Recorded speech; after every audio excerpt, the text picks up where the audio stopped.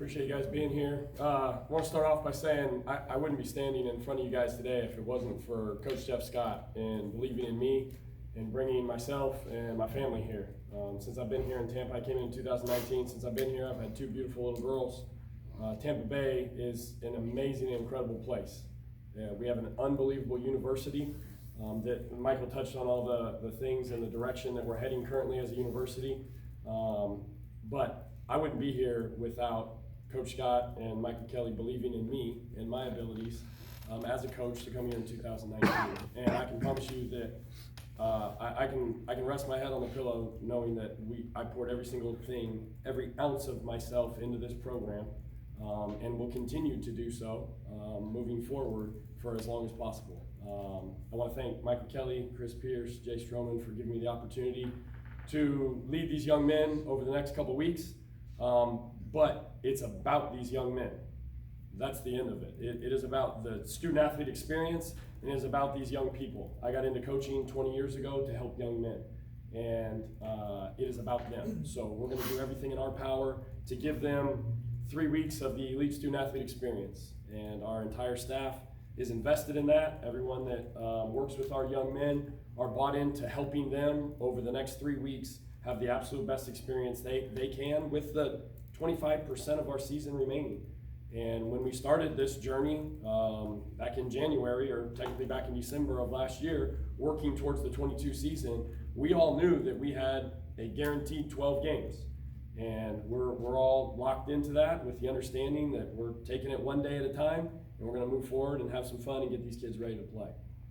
At that point, I'd like to open it up for any questions that you guys have. Dan, why do you think the defense has played so poorly all year, and do you have any ideas or things that you think you can do to correct that over those last 3 games? I think Michael touched on that earlier as far as that there's been some changes on the defensive staff that were made. So there has been some change on defense, and we're hoping that can spark something different, some change. Obviously, there's been some made, so let's find a way to get those things done. As far as the exact X's and O's and schemes and those type of things, I'm not going to talk about that. We've got an opponent that we're about to go play, and I'd rather not give them anything to go off of. But obviously there's some things to correct, and we're working tirelessly. Our defensive staff and the people that are in that room are working tirelessly to find ways to put our kids in situations to be successful, and we're going to work very hard at that every single day to get that done. Daniel, beginning with this Saturday game and the change, the emotional roller coaster, everything that's happened, the coaching change, you're the interim head coach. What has it been like for you to, go through those days, and now you're on the practice field, get ready for another game? Yeah, I wouldn't say on the way up here I was pulling out my notes for this press conference to be prepared to speak on those things, because I got to be honest, all I've been thinking about is our kids. From obviously the emotional day on Sunday with those young men, who myself, the majority of the entire staff, not only the on-the-field coaches, but the support staff and the other people in that wing of this building, and the majority of our team were brought here by Coach Scott. And it's been a very emotional time, but our focus and my focus has been on those young men and being there for them and helping them through that time. Unfortunately, I've been through this as a player twice, and I've been through this as a coach. So I do have experience with this, which is I'd rather not, but I do, and I'm here to help them and support them, and that's our main focus. And we're going to work with these young men every single day to give them the opportunity to get out on the field, and one of our main goals is to have some fun, right? And I'll be honest, the best way to spell fun is W-I-N, but we're going to have some fun every single day, every single second. From the moment they walk in that door, I was down there this morning in the locker room before the team meeting. Just let's go. We've got to have fun in what we do. If we're not having fun in what we do, I don't care what aspect of life we're in. If you're not enjoying what you're doing, it's not going to be good. We're doing that as a staff, and we're doing that with our young men from the moment we stepped out on that field today, from our meetings, to get them to enjoy this time. Based on what you just said, you're facing an SMU team that has put up 77 points against Houston last week. How do you slow down a juggernaut like that from their offense? Any ideas? Yeah, they did put up some points last week. Watched the film, seen that. The best thing I can say is we're working tirelessly to find ways to do that. They've done an excellent job. They've progressed throughout the season. They have a very good ball club. But our focus is 100% on us. We have things that we can get better at, and we're going to focus on those things. And I mean, obviously, you got to watch the film and find things that they're doing and work through those things. But our focus is on us and our young men getting better at the things we can do on a daily basis. And then, obviously, as we prepare for them, we'll have things that we'll work on. They were also scored on 63 points.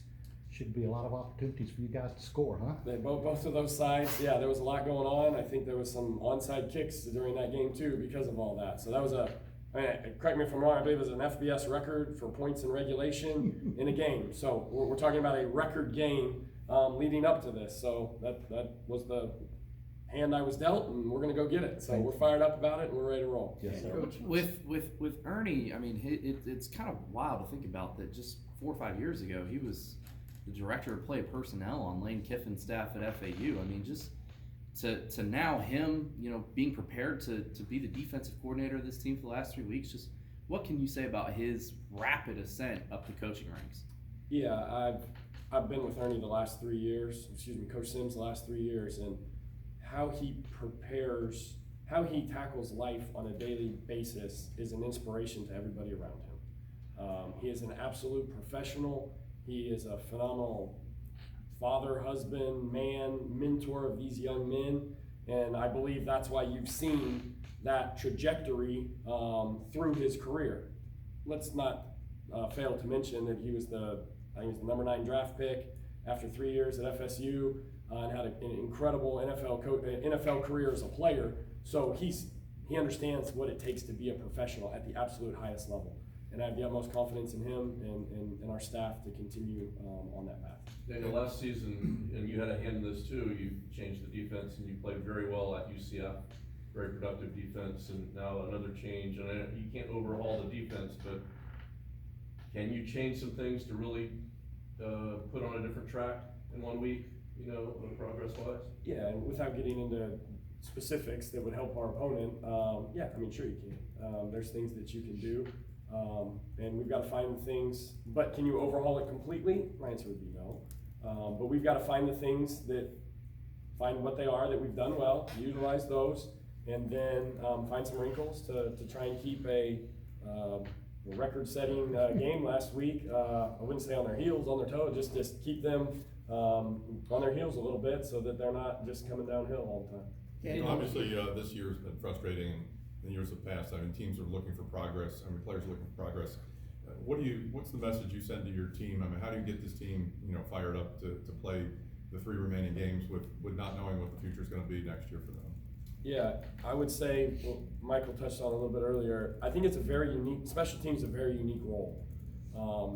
Obviously, the head coach touches the entire team, and then the next 2 people I think that touch it the most are the strength coach and the special teams coordinator. Because when we go to a meeting, it's the head coach would address the entire team, and then I would step right up and address the entire team, which is one of the neat things about special teams. I played quarterback. I didn't play a lick of special teams. But when I got into special teams, it gave me the opportunity to touch and coach more young men.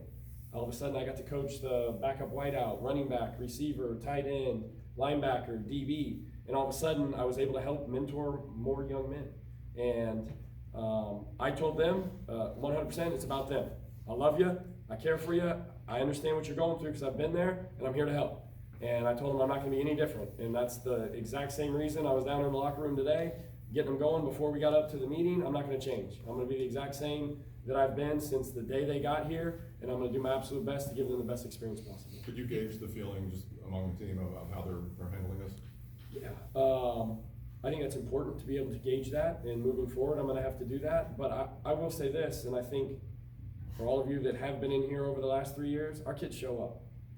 Our kids show up, and I have zero reservations about our kids' fight, drive, and resilience through adversity, and they've been through it. They've been through it, and obviously a very emotional. I'm not sure on the time, 36, 48 hours. But our kids showed up this morning. We had some great meetings. Our kids showed up at practice, a couple minor changes to try and get them going a little bit. And our kids showed up and worked their tails off today. Are there things that will continue to get better? Yeah, absolutely. It's Tuesday. But our kids are very resilient. I'm very proud of the resiliency they showed today and the drive they showed to get better today. Daniel, what message are you sending and telling recruits at this point with so much uncertainty?